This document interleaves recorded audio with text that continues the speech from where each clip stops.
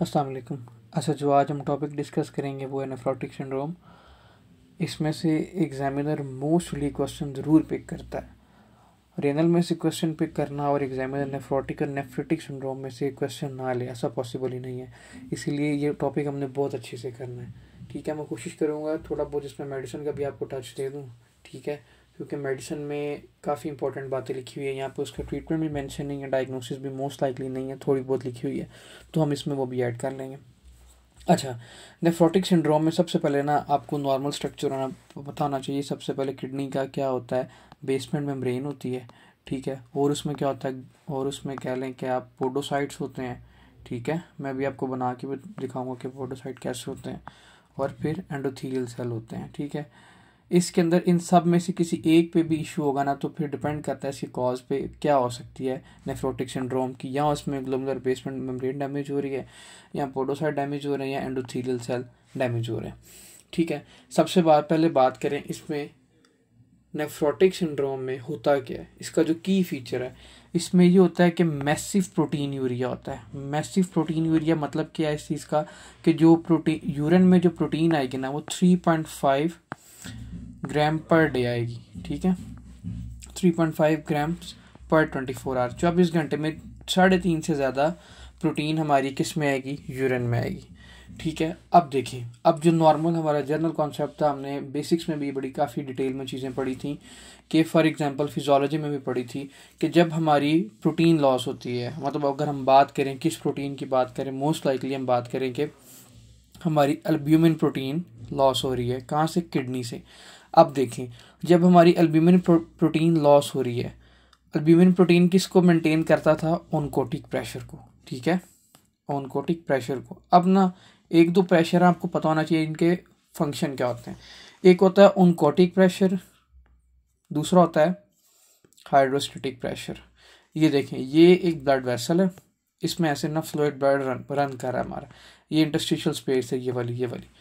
अब देखिए, ओनकोटिक प्रेशर का क्या काम होता है कि जो फॉर एग्जांपल यहाँ पे ऐसे एल्ब्यूमिन पड़ी होती है, और ओनकोटिक प्रेशर, जो फ्लूइड हमारा लीक होके बाहर आ जाता है ना, इसका काम होता है कि उसको वापस किसके अंदर शिफ्ट करना, ब्लड वेसल के अंदर। और हाइड्रोस्टेटिक प्रेशर का क्या काम होता है कि इसने फ्लूइड को वेसल से बाहर निकालना होता है।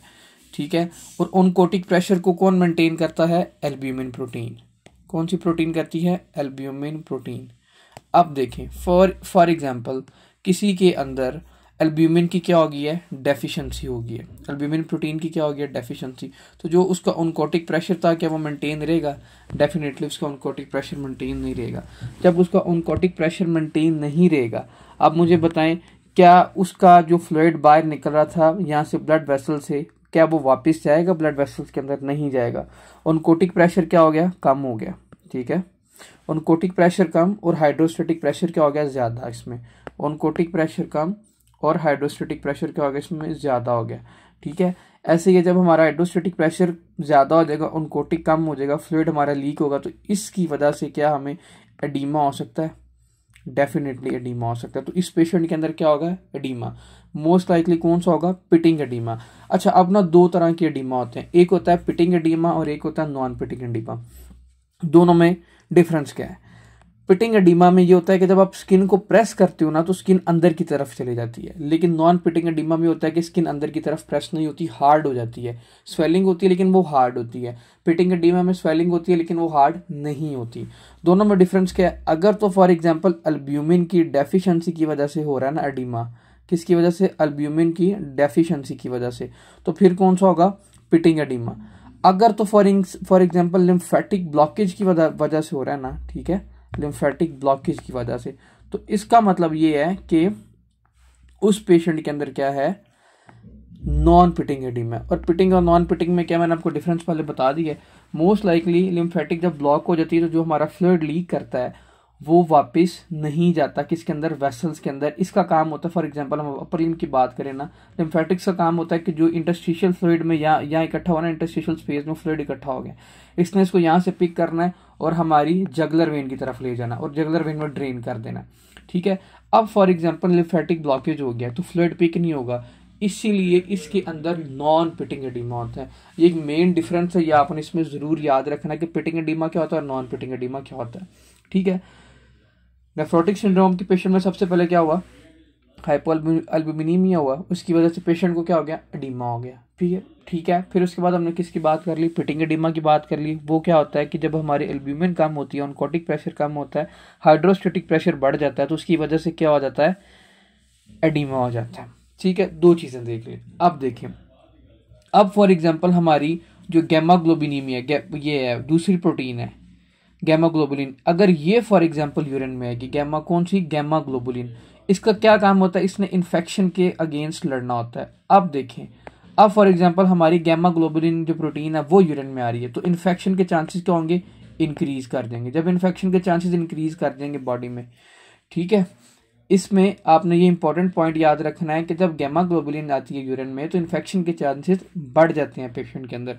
ठीक है, ये भी पॉइंट क्लियर हो गया। अब देखिए, अब पेशेंट के अंदर ना हाइपर कोआगुलेबल स्टेट क्यों होती है, हाइपर कोआगुलेबल स्टेट इसलिए होती है कि जो हमारी एंटी थ्रोम्बिन 3 प्रोटीन होती है ना, ठीक है, एंटी थ्रोम्बिन 3, ठीक है, ये भी एक्सक्रीट होती है किसके अंदर, किसके थ्रू, यूरिन के थ्रू। जब एंटी थ्रोम्बिन 3 प्रोटीन यूरिन के थ्रू एक्सक्रीट होगी, क्या फिर हमारा थ्रोम्बिन ब्लॉक होगा, थ्रोम्बिन क्या करता था, क्लॉट फॉर्मेशन करता था, नहीं होगा। जब थ्रोम्बिन हमारा ब्लॉक नहीं होगा तो हाइपर कोआगुलेबल स्टेट होगी, क्लॉटिंग ज़्यादा से ज़्यादा होगी, डेफिनेटली इसमें क्लॉटिंग ज़्यादा से ज़्यादा होगी। ठीक है, पता चल गया। इसमें सबसे पहले हमने क्या डिस्कस किया है, सबसे पहले हमने इसमें देखा कि पिटिंग एडिमा किस तरह हो रहा है, फिर इन्फेक्शन के रिस्क कैसे वो बढ़ रहे हैं, और इसमें हाइपर कोआगुलेबल स्टेट कैसे हो रही है। अब चौथी बात इसमें क्या होती है, इस पेशेंट के अंदर ना हाइपरलिपिडीमिया होता है। अब हाइपरलिपिडीमिया कैसे होता है ये भी पता होना चाहिए आपको। हाइपरलिपिडीमिया इस तरह होता है कि जब हमारी फॉर एग्जांपल प्रोटीन ज़्यादा से ज़्यादा यूरिन में जा रही है ना, जब प्रोटीन ज़्यादा से ज़्यादा किस में जाएगी, यूरिन में जाएगी, तो इसको कंपनसेट करने के लिए ना जो हमारा लीवर है ना, वो लाइपोप्रोटीन्स का लेवल बढ़ा देगा, लाइपोप्रोटीन्स को ज़्यादा से ज़्यादा बनाएगा एज अ कंपनसेटरी मैकेनिज्म। जब लाइपोप्रोटीन ज़्यादा से ज़्यादा बनेगी तो हाइपर लिपिडीमिया हो जाएगा इस पेशेंट के अंदर, डेफिनेटली हो जाएगा हाइपर लिपिडीमिया इस पेशेंट के अंदर। देखेंगे हम, क्यों देखेंगे, क्योंकि लीवर क्या कर रहा है, कंपनसेट कर रहा है, इसीलिए। हाइपर कोलेस्ट्रोलीमिया देखेंगे इसमें एक अपने इंपॉर्टेंट बात याद रखनी है कि हमारा बॉडी में एलडीएल का लेवल बढ़ता है, वीएलडीएल का लेवल बढ़ता है, आईडीएल का लेवल बढ़ता है। ठीक है, इन सब का लेवल क्या कहा जाता है, बढ़ जाता है। किसका नहीं बढ़ता, तो एचडीएल का लेवल नहीं बढ़ता, एचडीएल का लेवल डिक्रीज रहेगा इसके अंदर। ठीक है, ये सारे थे 4 इंपॉर्टेंट पॉइंट। इसमें हम क्या यूरिन में क्या देखते हैं, फैटी कास्ट देखते हैं। आपने ये इंपॉर्टेंट बात याद रखनी, एमसीक्यूज आता है कि फैटी कास्ट किसके अंदर देखते हैं हम, तो फैटी कास्ट हम देखते हैं नेफ्रोटिक सिंड्रोम में। फैटी कास्ट क्या होती है कि वही जब फॉर एग्जांपल हमारी बॉडी में ज़्यादा से ज़्यादा लाइपोप्रोटीन्स बनेंगी, ये हो जाएगा लिपोप्रोटीनीमिया हो जाएगा, हाइपर लिपोप्रोटीनीमिया हो जाएगा, तो वो ज़्यादा से ज़्यादा किडनी से एक्सक्रीट भी करेगा, यूरिन में भी आएगा, तो इसीलिए हम क्या देखते हैं, फैटी कास्ट इन यूरिन। और ये एमसीक्यूज है, मोस्टली एग्जामिनर सिर्फ ये मेंशन करके पूछ लेता है कि क्या। एक पेशेंट था 35 ईयर उसकी ओल्ड है, वो ईआर में है, उसको स्वेलिंग हुई है, ठीक है, उसकी हमने यूरिन एनालिसिस किया है तो उसमें 3.5 ग्राम पर डेसीलीटर आ रहा है प्रोटीन यूरिन में, उसको एडीमा है। ये सारे फीचर उसमें डाल के कहेगा कि उसके अंदर हाइपर कोआगुलेबल स्टेट है, इन्फेक्शन के चांसेस ज़्यादा है, बताएं पेशेंट को क्या है, and that is a nephrotic syndromes. ठीक है, ये आपने सारे इंपॉर्टेंट पॉइंट याद रखने हैं। एडीमा वाला पॉइंट आपने नहीं बोलना कि एडीमा कैसे हो रहा है, उनको प्रेशर डिक्रीज कर रहा है, हाइड्रोस्टेटिक प्रेशर इंक्रीज कर रहा है, तो उसकी वजह से क्या हो रहा है, पेशेंट के अंदर एडीमा हो रहा है। ठीक है, पता चल गया आपको इस बात का, ये इंपॉर्टेंट था। वो पूछ सकता है कि जी इसमें एडीमा भी कैसे हो रहा था। ये तो था इसका जनरल इंट्रोडक्शन। ठीक है, ये अगर आपको समझ में आ गया ना तो आपको नेफ्रोटिक सिंड्रोम समझ में आ गया।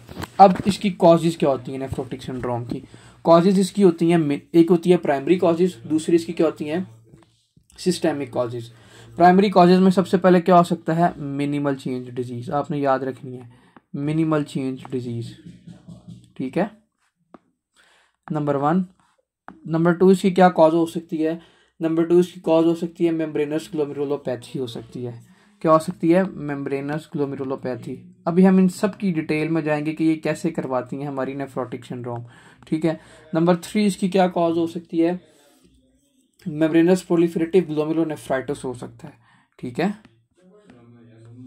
नंबर 3 इसकी हम सब की डिटेल में जाएंगे, सबको सेपरेट डिस्कस करेंगे कि ये कैसे करवा रही है हमारी नेफ्रोटिक सिंड्रोम, कैसे करवा रहा है। नंबर 4 इसकी क्या हो सकती है, फोकल सेगमेंटल ग्लोमेरुलोस्क्लेरोसिस हो सकता है।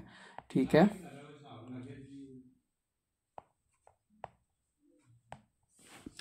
नंबर पहले क्या देख लिया हमने, ये तो थी इसकी कॉजेज, और ये कौन सी हैं, प्राइमरी कॉजेज हैं। अब बात करते हैं जी सेकेंडरी कॉजेज। किसी डिजीज की सेकेंडरी ऑलवेज डी टू किसी डिजीज की वजह से, ठीक है। सेकेंडरी में क्या हो सकता है, डायबिटीज मेलाइटस हो सकता है पेशेंट के अंदर, ठीक है, और इसमें SLE हो सकता है पेशेंट के अंदर, और इसमें अमाइलोइडोसिस हो सकता है। ये सारे इसकी सेकेंडरी कॉजेज हैं जो क्या करवा रहे हैं, हमें नेफ्रोटिक सिंड्रोम करवा रहे हैं। क्या मैंने बात बताई, दो कॉजेज देखते हैं, प्राइमरी और सेकेंडरी। प्राइमरी में क्या हो सकता है, मिनिमल चेंज डिजीज हो सकता है। सेकेंडरी सेकेंड कॉज क्या हो सकती है, मेम्ब्रेनस ग्लोमेरुलोपैथी हो सकती है, इसमें ग्लोमेरुलोनेफ्राइटिस हो सकता है, मेम्ब्रेनस फोकल सेगमेंटल ग्लोमेरुलोस्क्लेरोसिस हो सकता है। और अगर हम सेकेंडरी की बात करें, वो क्या हो सकता है, diabetes mellitus, SLE and amyloidosis. इन सब को अब हम फर्दर डिटेल में डिस्कस करते हैं कि फॉर एग्जांपल अगर किसी पेशेंट के अंदर मिनिमल चेंज डिजीज हो रहा है तो वो कैसे क्या करवा रहा है, नेफ्रोटिक सिंड्रोम करवा रहा है।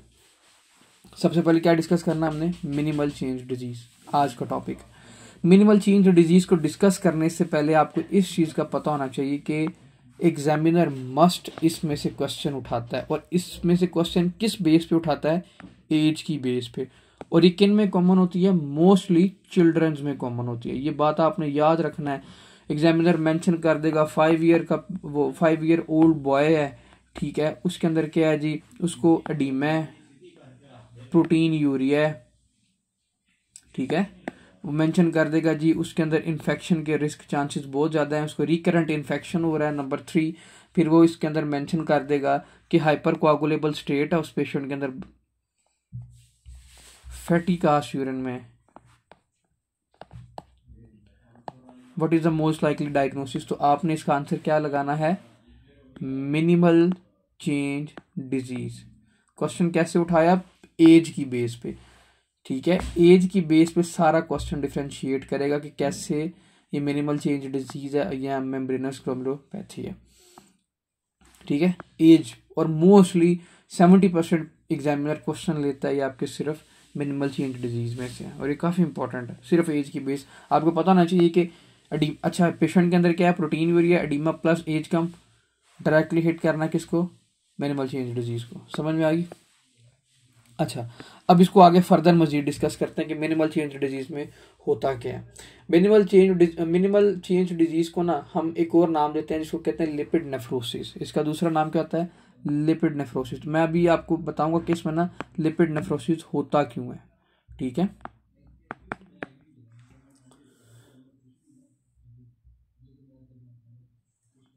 इसमें ये हमें मिनिमल चेंज डिजीज होती क्यों है, हमारे जो साइटोकाइंस होते हैं ना, ठीक है, नॉर्मली बॉडी में ये क्या करते हैं, ये जाके जो हमारा ग्लोमेरुलर बेसमेंट मेम्ब्रेन है ना, उस पे जो नेगेटिव चार्ज है ना उसको खत्म कर देते हैं, ठीक है। अब देखें, अब जब नेगेटिव चार्ज खत्म हो गया किसके ऊपर से, इस पे ग्लोमेरुलर बेसमेंट मेम्ब्रेन से, तो जो नेगेटिव चार्ज हमारी बॉडी में, फॉर एग्जांपल एल्ब्यूमिन पे क्या है, नेगेटिव चार्ज, नेगेटिव नेगेटिव क्या करता है, रिपेल करता है एक दूसरे को। अब जब उसने एल्ब्यूमिन को रिपेल कर दिया, उसको यूरिन में आने नहीं दिया, हमारी बॉडी में जब साइटोकाइंस का लेवल बढ़ जाता है, ये जाके डैमेज करता है ग्लोमेरुलर बेसमेंट मेम्ब्रेन को, डैमेज करता है। जब इसको डैमेज करेगा तो नेगेटिव चार्ज क्या हो जाएगा, खत्म हो जाएगा। नेगेटिव चार्ज खत्म हो जाएगा तो जो जितनी भी प्रोटीन थी वो भी यूरिन में आएगी, और जो जितने भी लिपिड्स थे, हाइपरलिपिडीमिया हुआ पड़ा था, वो भी हमारा यूरिन में आएगा। इसीलिए फैटी कास्ट देखते हैं। एग्जामिनर पूछ सकता है कि मिनिमल चेंज डिजीज क्यों होती है, मोस्ट लाइकली आइडियोपैथिक, हमें इसका कॉज नहीं पता। अगर हमें इसका कॉज पता है तो क्या होगा, साइटोकाइंस डैमेज करते हैं किसको, ग्लोमेरुलर बेसमेंट मेम्ब्रेन को, उस पर नेगेटिव चार्ज खत्म, जितने भी नेगेटिव आइंस थे वो सारे क्या होंगे, यूरिन में आना स्टार्ट हो जाएंगे। दैट्स द रीजन, एक रीजन ये हो सकती है। और ये मोस्ट कॉमन कॉज किसमें, चिल्ड्रन के अंदर। मैं बार बार रिपीट करता हूँ कि चिल्ड्रन के को मेंशन करके वो MCQs देगा।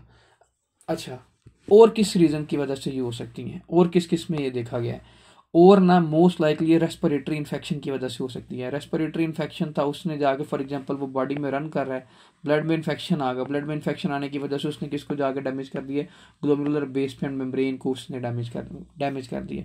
ग्लोमेरुलर बेसमेंट मेम्ब्रेन डैमेज होगी तो अगेन वही सेम एज की बेस पे, अगर एज का फिर आपने ये लगाना है, इम्यूनाइजेशन की वजह से हमारा अपना इम्यून सिस्टम में क्या करेगा, अटैक कर देगा किस पे, ग्लोमेरुलर बेसमेंट मेम्ब्रेन के ऊपर, ठीक है। होजकिन लम्फोमा, ठीक है, फॉर एग्जांपल किसी के अंदर हॉजकिन लिम्फोमा है ना, अब हॉजकिन लिम्फोमा के साथ एग्जामिनर कैसे क्वेश्चन देगा? देखें, हॉजकिन लिम्फोमा के साथ एग्जामिनर क्वेश्चन इस तरह देगा कि वो मेंशन कर देगा एज उसकी कम है, प्रोटीन यूरिया है, एडीमा है उस पेशेंट को, प्लस रीड स्टर्नबर्ग के सेल्स उसके पॉजिटिव हैं। ठीक है, रीड स्टर्नबर्ग के सेल किस में देखते हैं हम? हॉजकिन लिम्फोमा में देखते हैं। तो आपने डायरेक्टली क्या आंसर लगाना है, इस पेशेंट को क्या है? मिनिमल चेंज डिजीज है। ठीक है, मैं आपको यहाँ पे लिख देता हूँ, रीड स्टर्नबर्ग सेल। अगर ये मेंशन कर दे एग्जामिनर तो क्या लगाना है आपने?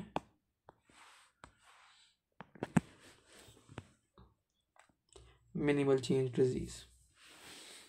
कुछ ड्रग्स भी कर सकती हैं, for example non steroidal anti inflammatory drugs. अच्छा, हमने देख लिया किस किस की वजह से होता है। पहले तो सबसे पहली इंपॉर्टेंट पार्ट आइडियोपैथिक होता है। दूसरा साइटोकाइन, हमारे जो साइटोकाइन है वो जाके अटैक कर देते हैं रेस्पिरेटरी इन्फेक्शन की वजह से, इम्यूनाइजेशन की वजह से, हॉजकिन डिजीज की वजह से और non steroidal anti inflammatory drug की वजह से। अच्छा, अब इसको जो हमने नेफ्रोटिक सिंड्रोम से की जो बाकी कॉजेज है ना, उससे कैसे डिफ्रेंशिएट करना है किसको? मिनिमल चेंज डिजीज को। सबसे पहले आपने इसमें एक बात याद रखनी है, इसमें ना सेलेक्टिव प्रोटीन यूरिया होता है। क्या होता है? Selective protein urea. What is selective protein urea? अगर फॉर एग्जांपल सिर्फ एल्ब्यूमिन यूरिन में है, सिर्फ just albumin, not hypo, not gamma globulin, other जितनी भी प्रोटीन्स है वो भी यूरिन के अंदर ना आए, फॉर एग्जांपल एंटीथ्रोम्बिन 3, सिर्फ क्या आए? एल्ब्यूमिन आए, तो उसको हम क्या बोलते हैं? Selective protein urea. ये डिफरेंशिएट पॉइंट करता है किसको? मिनिमल चेंज डिजीज को बाकी सब नेफ्रोटिक सिंड्रोम की कॉजेज से। पहला इंपॉर्टेंट पॉइंट। दूसरा इंपॉर्टेंट पॉइंट, इस पेशेंट के अंदर ना हम हाइपरटेंशन नहीं देखेंगे। ठीक है, हाइपरटेंशन इसमें क्या होगी? नहीं होगी। किसके अंदर? मिनिमल चेंज डिजीज के पेशेंट के अंदर हाइपरटेंशन एब्सेंट होगी। ठीक है, पहले क्या देख लिया इसमें? एल्ब्यूमिन सिर्फ आएगा, जिसको हमने क्या बोला था? Selective protein urea. दूसरा हमने क्या देख लिया? हाइपरटेंशन नहीं हो रही पेशेंट के अंदर। तीसरी इंपॉर्टेंट बात, इसमें और क्या हो सकता है? ये ना एक्सीलेंट रिस्पॉन्स शो करती है अगेंस्ट किसके? स्टीरॉयड के। बाकी जिस डिजीज में भी आप स्टीरॉयड दोगे ना, उसमें सीकेडी ज्यादा से ज्यादा चांसेस करवाने करने के। क्यों? क्योंकि या तो उस पेशेंट के अंदर उसके जो स्क्लेरोसिस हो गई है किडनी की, किडनी बहुत ज्यादा सख्त हो गई है, तो उसको आप जितना मर्जी स्टीरॉयड दे दो उसको कोई फर्क नहीं पड़ना। ठीक है, इसके अंदर अभी स्क्लेरोसिस अभी नहीं हुई मिनिमल चेंज डिजीज के अंदर, तो इसीलिए अगर आप स्टीरॉयड दे देंगे तो उसका गुड रिस्पॉन्स है। और ये एमसीक्यूज आता है मोस्टली, इसको लाइट नहीं लेना आपने। क्या देख लिया हमने इसमें? सेलेक्टिव प्रोटीन यूरिया देख लिया हमने इसमें। और क्या देख लिया इसमें? हाइपरटेंशन नहीं हो रही। तीसरा पॉइंट इसमें हमने क्या देख लिया कि अच्छा रिस्पॉन्स शो करता है किसके? कोर्टिकोस्टेरॉइड देने से। मॉर्फोलॉजी देख लेते हैं, इसकी मॉर्फोलॉजिकल अपीयरेंस क्या देखते हैं, फिर इसको एक दफा हम बुक से भी रीड आउट जरूर करेंगे। ठीक है, मॉर्फोलॉजिकली लाइट माइक्रोस्कोप पे क्या होगा? इसका कोई चेंज नजर नहीं आएगा, no change against in light microscope, not against. ठीक है, मॉर्फोलॉजी पे ये देख लिया। फ्लोरेसेंस पे क्या देखते हैं? कोई चेंज नहीं देखते। ठीक है, नो इम्यून कॉम्प्लेक्स। हमें इम्यूनोफ्लोरेसेंस क्या बताता है कि क्या इसकी इम्यून, वो क्या कहते हैं, इम्यून कॉम्प्लेक्स डिपोजिशन हुई है या नहीं, इस पे नहीं हुई इसमें। ठीक है, तीसरी बात, इलेक्ट्रॉन माइक्रोस्कोप पे हम क्या देखते हैं? देखें, इलेक्ट्रॉन माइक्रोस्कोप पे हम देखते हैं effacement of foot process. Effacement of foot process हम ये किस पे देखते हैं? लाइट माइक्रोस्कोप पे देखते हैं। ठीक है, फॉर एग्जांपल ये बेसमेंट मेम्ब्रेन थी हमारी, ये देखें, ये ग्लोमेरुलर बेसमेंट मेम्ब्रेन है, इस पे ये एंडोथेलियल सेल है। मैंने आपको कहा था ना स्ट्रक्चर अभी मैं बनाता हूँ, ये देखें। और ये ऐसे ना, इसमें ऐसे करके ये, ऐसे करके ये देखें, ये क्या है? ये पोडोसाइट है। और इन पोडोसाइट को आपस में कौन जोड़ के रखता है? कौन सी प्रोटीन? नेफ्रिन प्रोटीन। ये भी एमसीक्यूज आ जाता है कि ऐसी कौन सी प्रोटीन है कि जो पोडोसाइट को जोड़ के रखती है? That is a नेफ्रिन protein. ठीक है, अब इस डिजीज के अंदर ना एफेसमेंट हो जाती है, इनमें गैप ज्यादा आ जाता है। किन में गैप ज्यादा आ जाता है? ये देखें, पोडोसाइट के अंदर एफेसमेंट ऑफ फूड प्रोसेस देखते हैं। ठीक है, इसमें ए फॉर एग्जांपल ऐसे कर लें, इतना गैप आ गया, एक ये एफेसमेंट ऑफ फूड प्रोसेस। तो यहां से प्रोटीन आया, ऐसे आया तो इजीली पास कर देगा। क्या होगा इसमें? सेलेक्टिव प्रोटीन यूरिया होगा। वही बात इसमें हम करेंगे। ठीक है, नेगेटिव चार्ज भी खत्म हुआ इस पे साइटोकाइन की वजह से। इंपॉर्टेंट बात इसमें ये थी कि एफेसमेंट ऑफ फूड प्रोसेस किस पे देखते हैं इलेक्ट्रॉन माइक्रोस्कोप में, तो वो है मिनिमल चेंज डिजीज। अच्छा, अब हमने इसको डायग्नोज कैसे करना, हमें कैसे पता चलेगा कि पेशेंट को क्या मिनिमल चेंज डिजीज। वही सारी सेम अब जाएं इसके किसकी तरफ, सिम्टम्स की तरफ जाएं, एडीमा प्लस एज। जैसे पेशेंट आएगा ना, पेशेंट को फॉर एग्जांपल एक मदर है वो अपने बच्चे को लेके आई है, वो आके कहती है डॉक्टर साहब ये देखिए सूजा फूला रहता है, आपने सबसे पहले उसका क्या करवाना है, यूरिन एनालिसिस करवाना है। ठीक है, यूरिन एनालिसिस करवाएंगे तो हमें क्या पता चलेगा कि उसके अंदर क्या कितनी प्रोटीन यूरिन में आ रही है, पहली बात। दूसरा आपने इसमें क्या करना है, एल्ब्यूमिन, यूरिन एल्ब्यूमिन और क्रेटिनिन रेशियो चेक करनी है इस पेशेंट के अंदर। ठीक है, तीसरा इंपॉर्टेंट पॉइंट, सबसे ज्यादा इंपॉर्टेंट पॉइंट, रेनल बायोप्सी करनी है। इन्वेस्टिगेशन ऑफ चॉइस, वो ये भी एमसीक्यूज आया कि इन्वेस्टिगेशन ऑफ चॉइस क्या है किसकी, मिनिमल, इसकी नेफ्रोटिक सिंड्रोम की, मिनिमल चेंज डिजीज की, and that is renal biopsy. Treatment की तरफ चलते हैं जी। हम इस पेशेंट के अंदर ट्रीटमेंट क्या देंगे, एक तो हमने पढ़ लिया शुरू में ही कि हम इसमें ट्रीटमेंट कर क्या रहे हैं, वो मैंने आपको बता दिया। सबसे पहले जनरल ट्रीटमेंट की बात करेंगे। ठीक है, जनरल ट्रीटमेंट में हम क्या देंगे, पेशेंट को प्रोटीन के क्या देंगे, सप्लीमेंट देंगे। ठीक है, प्रोटीन सप्लीमेंट क्यों देंगे, आपको मैंने बताया कि प्रोटीन कहाँ जा रही है, यूरिन में पेयर हो रही है, एक्सक्रीट हो रही है बॉडी से, तो इसीलिए हम क्या देंगे, प्रोटीन सप्लीमेंटेशन करेंगे इस पेशेंट के अंदर। पहला इंपॉर्टेंट ट्रीटमेंट, ताकि जो उसका एडीमा है कम से कम वो तो कम हो सके। ठीक है, दूसरा ट्रीटमेंट इसमें क्या करेंगे, डायूरेटिक्स देंगे, इंपॉर्टेंट।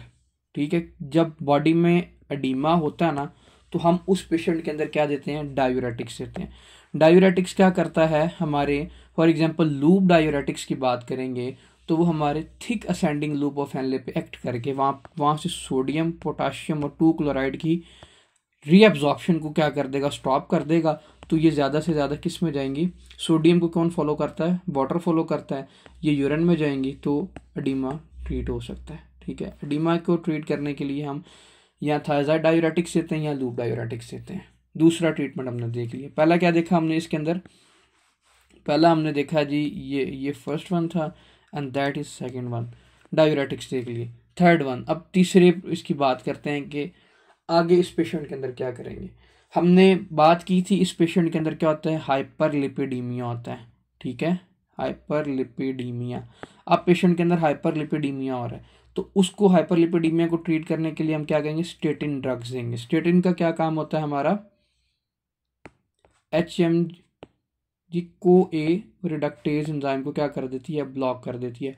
ये जब हम पढ़ेंगे ना लिपिडीमिया पढ़ेंगे तब मैं आपको बताऊंगा कि HMG को अगर इसको हम ब्लॉक कर देंगे रिडक्टेज को, तो क्या होगा, हमारी फर्दर ना LDL VLDL की क्या होगी, सिंथेसिस स्टॉप हो जाएगी। बस अभी आप इतना ओवरव्यू याद रखें कि स्टेटिन क्या करती है। ठीक है, सबसे पहले क्या देख लिया, प्रोटीन की सप्लीमेंटेशन कर ली, डायूरेटिक्स दे दिए, लिपिडीमिया को ट्रीट कर लिए, सोडियम रिस्ट्रिक्शन करेंगे। फोर्थ वन इसमें क्या करेंगे, सोडियम रिस्ट्रिक्शन। क्यों, पेशेंट को पहले ही क्या है, ऑलरेडी एडीमा है, तो इसलिए इसकी वजह से हम क्या करेंगे, इसके अंदर प्रोटीन की रिस्ट्रिक्शन कर देंगे, सॉरी सोडियम की, ताकि क्या हो,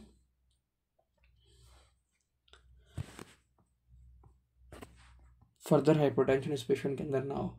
अब इसके चलते हैं फार्माकोलॉजिकल ट्रीटमेंट में। हम इसमें क्या देंगे, पेशेंट को AC इनहिबिटर्स देंगे। ठीक है, नंबर 1 क्या देंगे, AC इनहिबिटर्स देंगे इस पेशेंट के अंदर, और देखेंगे ट्रीट करेंगे किसको, अंडरलाइन कॉज को। फॉर एग्जांपल किसी इन्फेक्शन की वजह से हो रहा है ना, तो हम इन्फेक्शन को ट्रीट करेंगे, अगर रेस्पिरेटरी इन्फेक्शन है तो उसको ट्रीट करेंगे, थ्रोम्बो एम्बोलिज्म को हो रहा है तो उसको भी हम देखेंगे, ट्रीट करेंगे।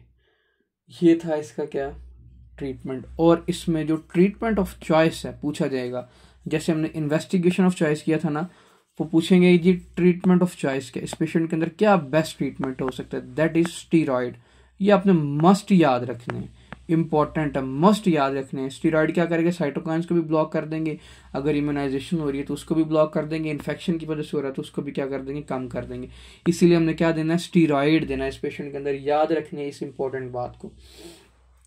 ट्रीटमेंट में सबसे पहले क्या बात की, प्रोटीन के सप्लीमेंट देंगे, डायूरेटिक्स देंगे, स्टेटिन ग्रुप देंगे, इसमें सोडियम की रिस्ट्रिक्शन कर देंगे। फार्माकोलॉजिकल ट्रीटमेंट में हम एसी इनहिबिटर्स देंगे या आप्स देंगे ना, रिसेप्टर ब्लॉक कर देंगे अगर फॉर एग्जांपल किसी को कफ हो रही है किसकी वजह से, एसी इनहिबिटर की वजह से। अंडरलाइन कॉज को ट्रीट करेंगे इसमें, और स्टीरॉयड क्या होगी इसमें, ट्रीटमेंट ऑफ चॉइस होगी। अब इसको एक दफ़ा हम अपनी बुक से रीड कर लेते हैं। पैथोमा में कोई बात नहीं लिखी हुई, ना इसमें ट्रीटमेंट लिखा हुआ, कोई इसमें उन्होंने बात नहीं लिखी हुई। ये कुछ मेडिसिन का टच था जो इंपॉर्टेंट था इस डिजीज़ के अंदर, मैंने आपको मैंने बता दिया क्यों, क्योंकि काफ़ी इंपॉर्टेंट डिजीज़ है। मैंने आपको पहले कहा कि ये इंपॉर्टेंट है। Nephrotic syndromes, glomerular disordered, protein urea कितना 3.5 ग्राम पर डे से ज़्यादा। हाइपोअल्बुमिनीमिया होता है, पिटिंग एडीमा होता है इस पेशेंट के अंदर, ठीक है, वही सारी बात है। हाइपोअल्बुमिनीमिया, पिटिंग एडीमा, ठीक है। हाइपोगैमाग्लोबिनीमिया भी होता है, क्या करता है, इन्फेक्शन बढ़ाता है, किसके, रिस्क बढ़ा देता है इन्फेक्शन के। हाइपरकोगुलेबल स्टेट होती है, एंटीथ्रोम्बन 3, सारी वही। Hyperlipidemia, hypercholesterolemia, fatty cast urine में देखते हैं, मैंने आपको बता दिया। अच्छा, अब चलते हैं हमारा जो आज का जो टॉपिक था, मिनिमल चेंज डिजीज। ये तो थोड़ा सा ओवरव्यू था जो पता होना चाहिए, मस्ट पता होना चाहिए। Minimal change disease, most common cause of the nephrotic syndrome in children, usually idiopathic में be associated with the Hodgkin lymphoma. Hodgkin lymphoma की वजह से होता है। इसमें आपने अब क्या ऐड करना है फर्दर के, मैंने आपको जो बाकी सारी कॉजेज बताई थी, कौन कौन सी बताई थी, साइटोकाइंस की वजह से हो रहा है, रेस्पिरेटरी इन्फेक्शन की वजह से हो रहा है, इम्यूनाइजेशन की वजह से हो रहा है, और non steroidal anti inflammatory drugs की वजह से हो रहा है। वो सारी चीज़ें आपने खुद ही इसके अंदर ऐड कर लेनी है इसकी कॉज में, ठीक है। अब आगे चलते हैं। इसमें क्या होता है, ग्लोमेरुलाई नॉर्मल होती है, ठीक है। लिपिड में भी seen in the proximal tubule cells. Lipid देखते हैं, क्यों, मैंने आपको बताया था ना, हाइपरलिपिडीमिया होता है। जब हम हाइपरलिपिडीमिया होता है तो ज़्यादा से ज़्यादा पीसीटी पे ना, जब हमारी for example glomerular basement membrane को प्रोटीन ने क्रॉस किया, पोडोसाइट को क्रॉस किया, प्रॉक्सिमल कोलैमेरेटेड ट्यूब्यूल पे ना, तो यहाँ पे आके ना कैटाबॉलिक प्रोसेस स्टार्ट हो जाता है, किसका, प्रोटीन का और लिपिड्स का। तो प्रोटीन ज़्यादा से ज़्यादा टूटेंगी और यहाँ पे डिपॉजिट होना भी स्टार्ट हो जाएंगे, इसीलिए लिपिड में भी seen in the proximal tubule cells. ये आपने याद रखना, important point. Effacement of the foot process मैंने आपको बता दिया कैसे होता है इलेक्ट्रॉन माइक्रोस्कोप पे, और इसमें immune complex deposition light microscope पे भी हम कुछ नहीं देखते। सिलेक्टिव प्रोटीन यूरिया, वही बात इसने यहाँ पे मेंशन की हुई है कि इसमें एल्ब्यूमिन होता है, नॉट इम्यूनोग्लोबुलिन्स, ठीक है। एक्सीलेंट रिस्पॉन्स किस पे, स्टेरॉइड पे करता है। Damage is mediated by from the cytokine from T cells, वही मैंने आपको बताया कि टी सेल यहाँ पे क्या आके इन्फ्लेमेशन करेंगे, ग्लोमेरुलर बेसमेंट मेम्ब्रेन को डैमेज करेंगे। यहाँ पे बहुत छोटा लिखा हुआ, ना ही इन्होंने डायग्नोसिस लिखा हुआ डिटेल में, ना ही इन्होंने ट्रीटमेंट या मेंशन किया हुआ डिटेल में। अच्छा, अब हम चलते हैं किसकी तरफ, एक दफ़ा अपनी बुक किससे पढ़ लें,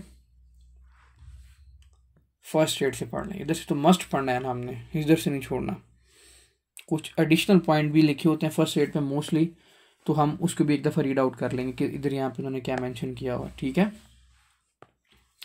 नेफ्रोटिक सिंड्रोम, पोडोसाइट डैमेज ने impaired the charge barrier, proteinuria, वही नेगेटिव चार्ज को खत्म किया। Massive proteinuria 3.5 gram per day with oedema, hypoalbuminaemia, hepatic lipogenesis, ज़्यादा से ज़्यादा लाइपोप्रोटीन्स की फॉर्मेशन करा, हाइपरकोलेस्ट्रोलेमिया, वही बात। Frothy urine with the fatty cast, वो आपको बता दिया कैसे आता है।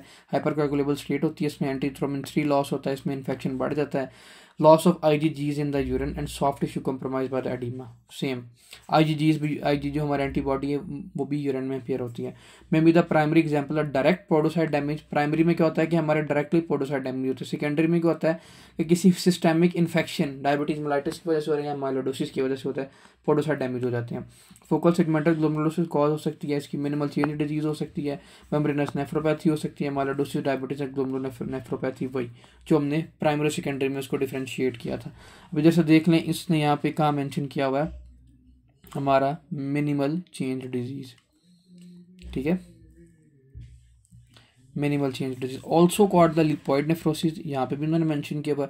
प्राइमरी में क्या होता है, आइडियोपैथिक होता है, triggered by the recent infection, immunization, immune stimulus, 4I के नाम से उसने मतलब निमोनिक्स दिया हुआ यहाँ पे। आइडियोपैथिक्स, रिसेंट इन्फेक्शन, इम्यूनाइजेशन, हमने रिसेंट इन्फेक्शन में जो क्या पढ़ा था, रेस्पिरेटरी इन्फेक्शन और इम्यून स्टिमुलस की वजह से। Rarely due to the secondary lymphoma, secondary cause क्या होती है lymphoma, for example the Hodgkin lymphoma जो इसमें हम पढ़ा था। Loss of the antithrombin 3, renal vein thrombosis उसमें हो, क्यों, क्योंकि हाइपरकोगुलेबल स्टेट हो रही है इसमें। लाइट माइक्रोस्कोप पे नॉर्मल होगी, कुछ भी नहीं देखेंगे इसमें, इम्यूनोफ्लोरेसेंस पे भी कुछ नहीं देखेंगे। इलेक्ट्रॉन माइक्रोस्कोप पे क्या देखेंगे, एफेसमेंट ऑफ द फूड प्रोसेस, बस इतनी सी बातें लिखी हैं। नो डायग्नोसिस, कोई ये डायग्नोसिस था, ट्रीटमेंट यहाँ पे उन्होंने मेंशन नहीं किया हुआ। वो आपने खुद कर लेना है। ये था आज का हमारा टॉपिक मिनिमल चेंज डिजीज। इसमें से मैं देखता हूँ कि एग्जामिनर ने क्वेश्चन अगर पूछा है तो मैं वो भी आपके साथ शेयर कर देता हूँ अगर मुझे मिलता है अभी।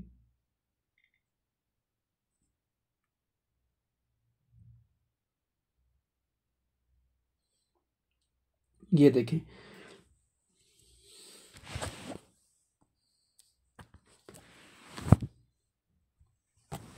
A 4-year-old child present with the swelling periorbital edema। क्या उसने मेंशन किया हुआ है कि स्वेलिंग है। 4 साल का बच्चा है, उसमें क्या है, स्वेलिंग है, ठीक है, पेरी ऑर्बिटल एडिमा है। दूसरी बात उसने ये मेंशन कर दी। तीसरी उसने यहाँ पे ये कहा है कि लोअर लिम्ब एडिमा भी है उसके अंदर, पेशेंट के अंदर। 4 साल का बच्चा है, periorbital edema, lower limb edema, ठीक है। Urine dipstick shows proteinuria. Urine में क्या शो हो रहा है हमें, प्रोटीन यूरिया शो हो रहा है, ठीक है।